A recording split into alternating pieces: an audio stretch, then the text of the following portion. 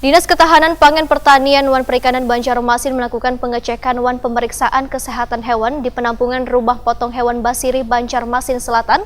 Ada sekitar 260 ikung sapi yang didatangkan dari Nusa Tenggara Timur, ditambah 200 ikung sapi dari Madura, Wan Jawa Timur, yang akan dilakukan pemeriksaan.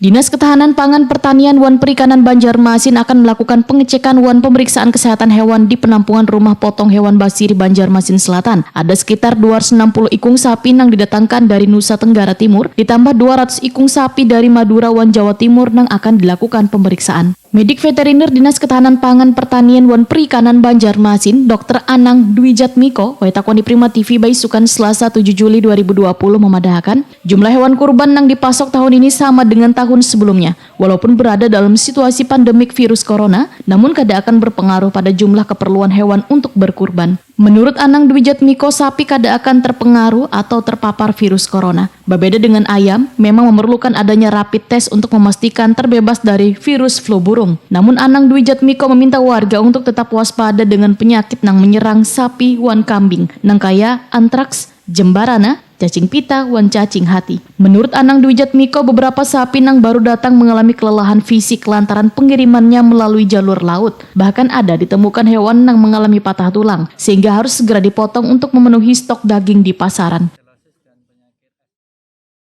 Ya, untuk pemeriksaan kesehatan sapi kurban 2020 ini Dinas Ketahanan Pangan Pertanian Perikanan Kota Banjarmasin sudah melakukan kontrol dan kunjungan ke penampungan dan penjual hewan kurban yang ada di wilayah Kota Banjarmasin.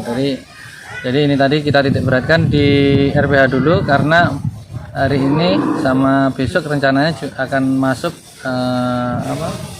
kuota hewan kurban yang akan masuk ke wilayah Banjarmasin.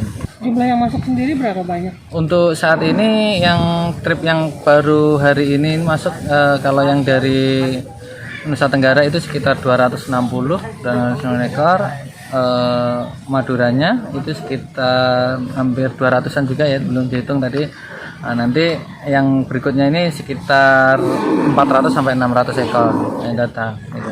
Dari hasil pemeriksaan tadi? Ya, memang untuk saat ini kita temukan ada beberapa yang kelelahan fisik, jadi fatigue karena pengiriman melalui laut, bahkan ada yang mengalami patah tulang. Jadi kalau memang yang patah tulang ini mungkin nanti akan digunakan untuk pemotongan malam ini untuk stok daging di pasaran. Kalau penyakit yang harus diwaspadai biasanya apa? Kalau untuk penyakit yang diwaspadai, yang pertama adalah biasanya yang kita titik beratkan adalah antrak, karena antrak memang sangat berbahaya pada manusia. Yang kedua adalah tuberkulosis juga berbahaya, dan yang utama adalah paling sering kita temui adalah tentang infeksi cacing, baik itu cacing pita maupun cacing hati, itu juga kita titik beratkan di situ.